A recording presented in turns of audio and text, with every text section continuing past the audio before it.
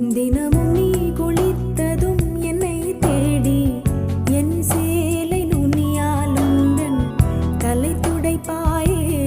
அது கவிதை திரு